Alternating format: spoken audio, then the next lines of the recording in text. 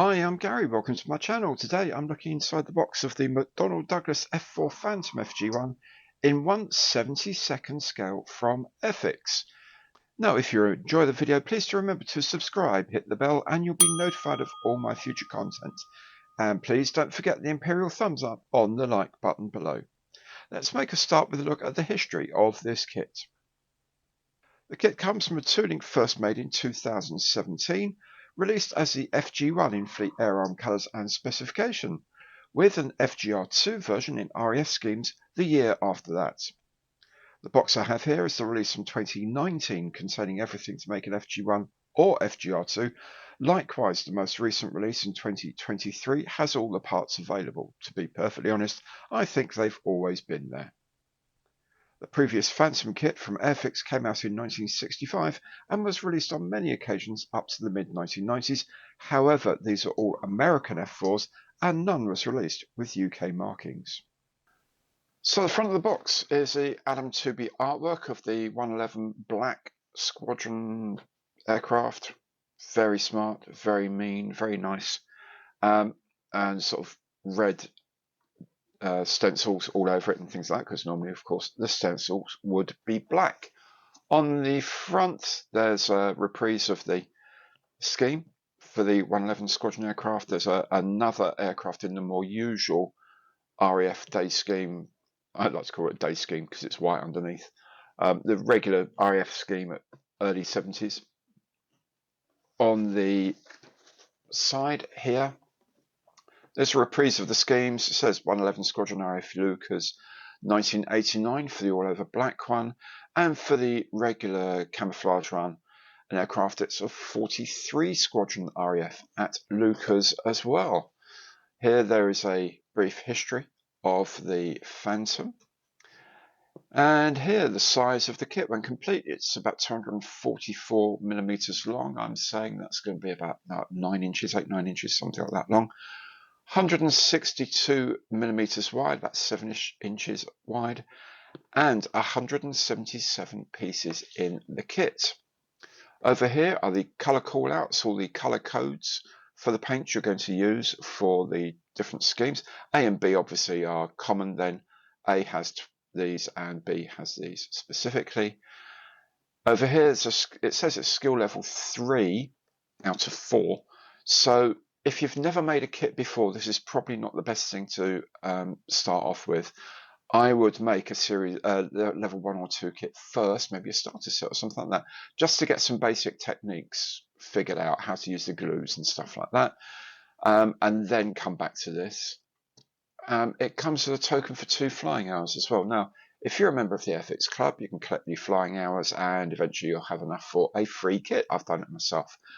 However, if you're not a member of the club, or indeed if you are a member of the club and just don't care about flying hours tokens, please do think about sending them into Models for Heroes. Models for Heroes will collect them together. Airfix will actually give them a very good rate, as it were, conversion rate, and then they'll give them a load of kits to help veterans, both of the armed forces and of the first responder services, police, fire service, ambulance, and so on, helping those with a bit of got some issues arising from their service, and making models really, really helps. It's a brilliant charity. More information on Models for Heroes can be got through a link in the information box below, but do please think about doing that. Okay, let's have a look inside the box. Now, first thing is, I have bought a mask set for it. So this, because I'm spraying it, it's a lot easier to use masks. So that's what I've done. This is not, I repeat, not included in the kit. Okay, there we go.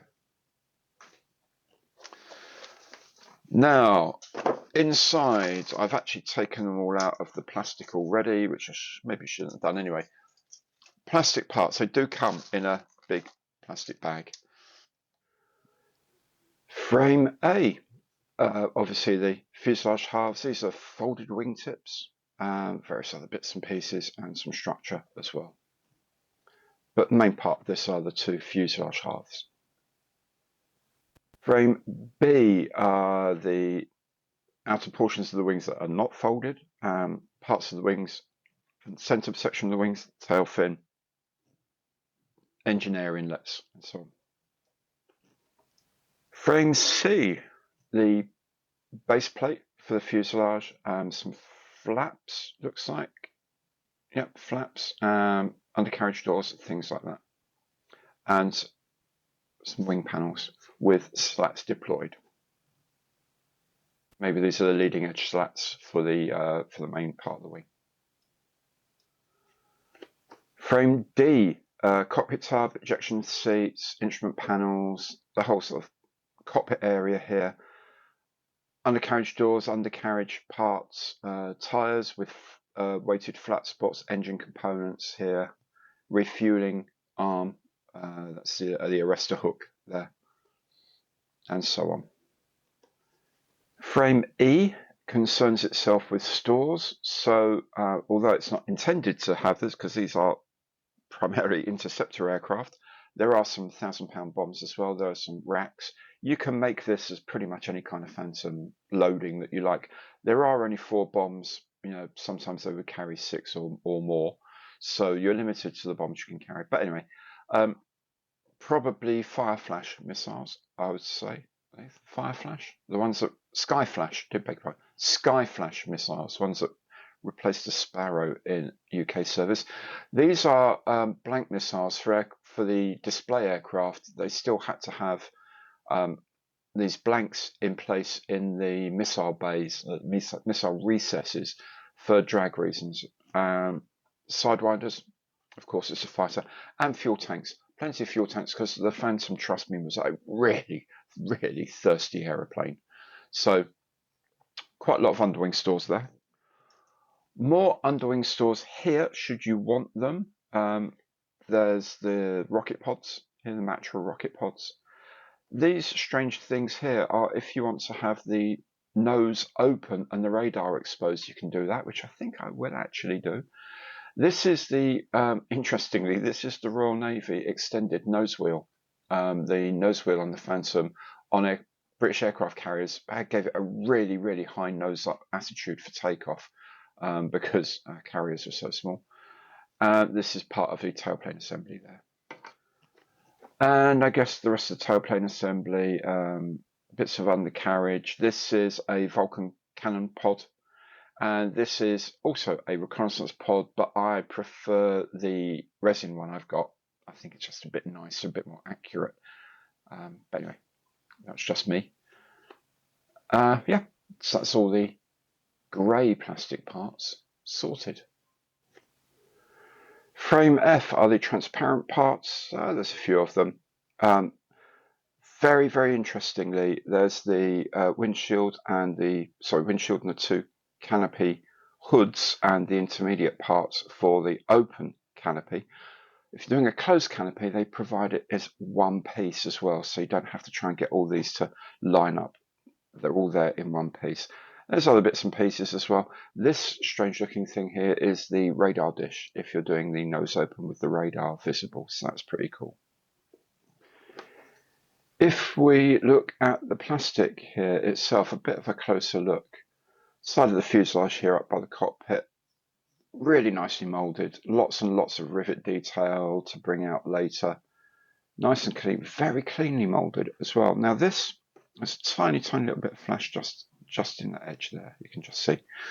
Now, this is that sort of pale grey, slightly bluish plastic that you used to see a lot of in the early 2010s.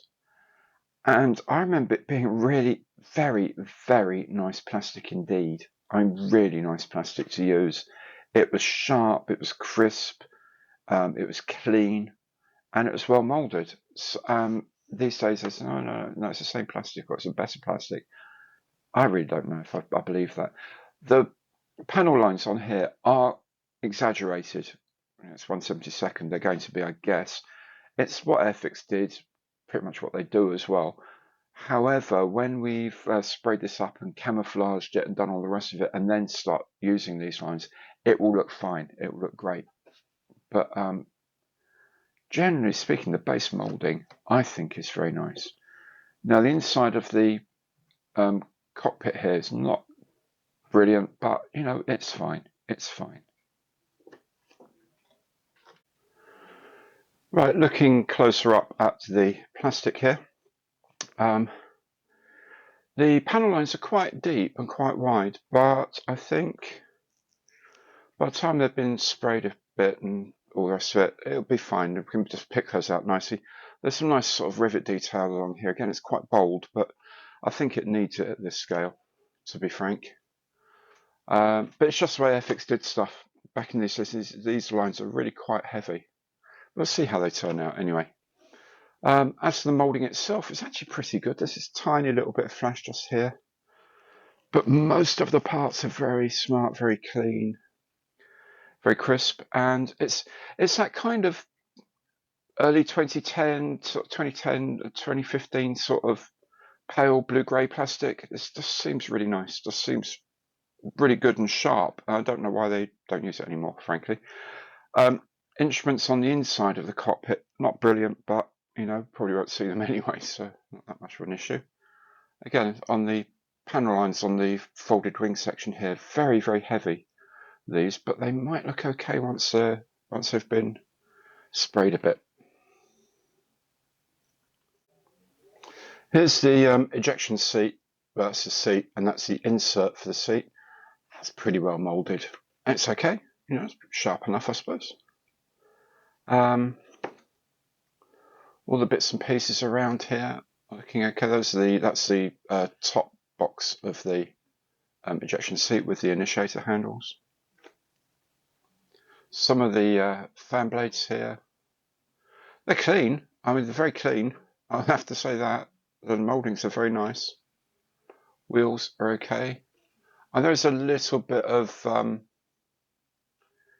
you can just make out a little bit of raised edges there between. Sorry, a little bit of a raised sort of mold line, as it were, but nothing major. Nothing. I've seen a lot worse than that. But it's okay. That'll come down okay without any major issue. Yeah, all very nice. What's in here? Oh, some bits of the engine bay, I think, or wheel bays maybe. But they're fine. The instrument panel is it up here somewhere? There you go. Instrument panel is definitely aimed at you know, decal use, so that's what we'll do. But the plastic is really clean, really nice. Very happy with that. Sadly, no pilot figures, however. Here, here in the instruction booklet, it's a slightly older looking instruction set, but it's perfectly lovely. English, French, and German versions of the history and basic specifications. On the inside, we have the Spanish and Swedish versions. Assembly instructions in many languages, basic instructions. The icon translations here, as usual. And then the instructions, actually looking at them, they're a bit more modern than I gave them credit for, so apologies for that. They do have colour highlights of things that need to be painted specifically, like the straps here. As usual, bits in red are things that you've something, you know, bits you've already put together, sub-assemblies, that's the word I was looking for, sub-assemblies, that you've used in previous frames, and then they go into the next one, and that's where they will sit. All very good. Lots of decals here for the instrument panels and the observers panel, observer in the Navy, of course. You can build, this plane with the nose open, revealing the radar. So if you're going to do that, you cut the radome off. You can also have the wings folded or deployed, and you can have the flaps and slats open or deployed. So there's a lot of options here. If you're going to have the sidewinders, you need to cut holes into the bottom of the wing there. And so on and so forth. There's just a lot of options, actually. It's really quite fun. Air brakes can be open and closed as well, or closed. Open or closed, not and closed, or closed. If you're doing the wheels up, there are solid pieces to cover the wheelbase.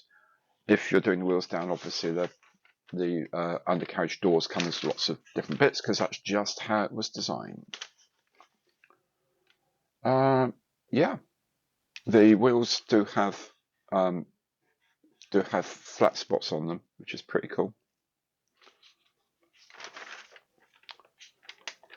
So that seems to be it. Oh, you can have the refueling probe, here, open or closed as well, which is a nice touch.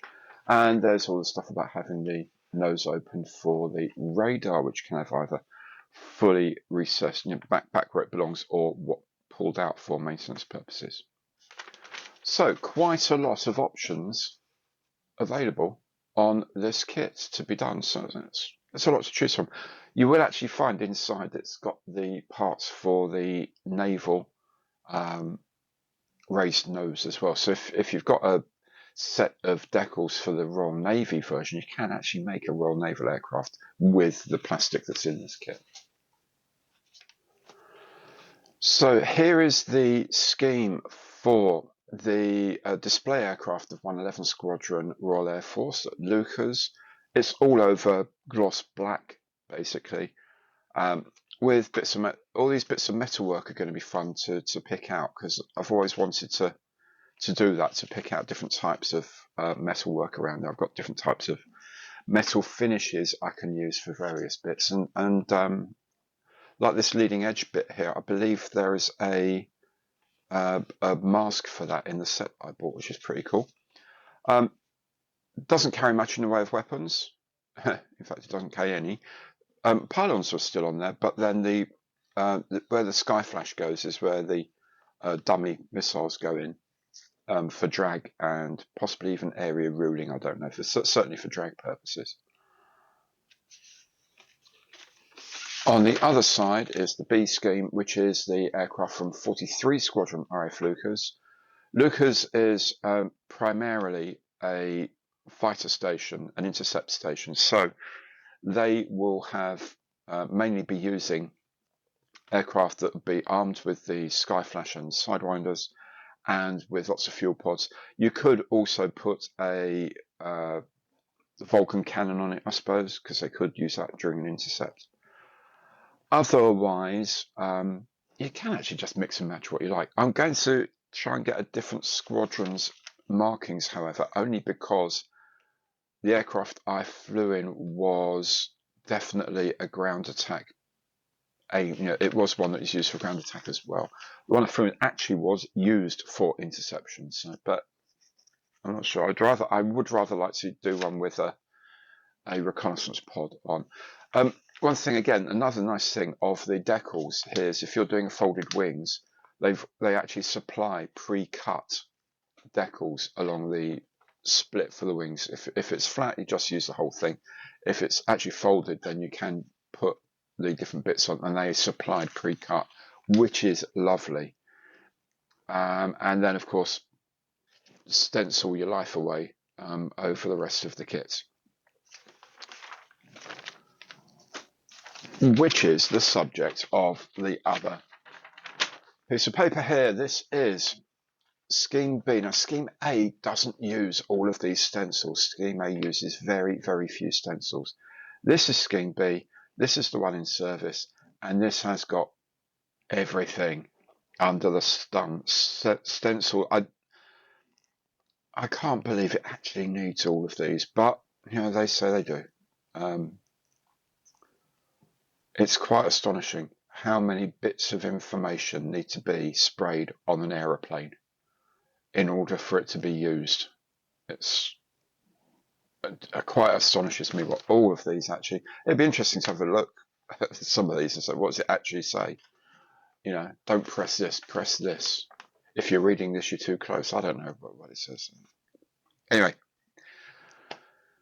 I'll have a go at some of these, but I'm just trying to catch a 265 is the biggest number, I think. 278. Just trying to find the biggest numbers here. Yeah, I think 278 wins it at the moment. Lowest numbers are in like 20 and 21. Obviously, the missiles have got their own ones, so it goes into the 300s. There's an awful lot of stencils. I'm not sure how many of these I've got time to actually put on, let alone inclination. But we'll see how we go with this. We'll see. It could be quite the challenge. This is probably the worst amount of stenciling I've seen on an aircraft in the Airfix range ever. And so, yes, here they all are. Common decals at the top there. Fine. 111 Squadron, the show aircraft. That's all you need there. For the aircraft from 43 Squadron, which is the combat aircraft, you need all of this, like so 80% of the sheet. That whole band there is stencil data. My goodness, there's so much of it. This is for weapons here. So yeah, you can just work your way through. I'm sure you can just work your way through. Was it 280, 200? Yeah, it's 297 is the highest number I can see here. That's an awful lot of stencils. Anyway, let's have a look and see how well they're printed. So here we are. I think this is probably as close as my camera will go. This is, as I said before, 0.5 millimeter lead in this pencil. That's what, 0.2 millimeters high, this text, and it's actually pretty readable, annoyingly readable actually. What some of it actually says, oh God alone knows. But you know, it's there, so I guess no one's ever going to be able to read this. So, you know, the texture of the paint alone will hide a lot of this. But I guess it's kind of the right shape and the right size, and oh dear. Why would you have all this stuff on there? Flap actuates 72R, 72R. So what's underneath this? Oh, you really don't want to ask that, mate. Anyway, the control, the actual panel is, I believe it's that monochrome, to be honest with you. Oddly enough, it looks desperately monochrome and desperately, it's sharp enough, I suppose, for what it is, but I don't know, compared to, say, you know, some of this stuff going on down here, it probably could have made it a bit better. But anyway, cautions and wow. Anyway, it's just crazy. So I will do them as much as I can, but you know, there are limits to my eyesight and as well as to my sanity about how many of these I actually do put on. Some aftermarket I've got for this kit includes a masking set and this decal set from Extra Decal of an aircraft I remember seeing at the 1979 International Air Tattoo. So long ago it wasn't even royal then. The one on display at the time was an FGR2, but the differences are so small as not to be an issue, I think. I still think it has all the horrendous stencils though. Anyway, there it is. Looks like it could make a decent Phantom, and I'm looking forward to the celebration markings, if not the stencils.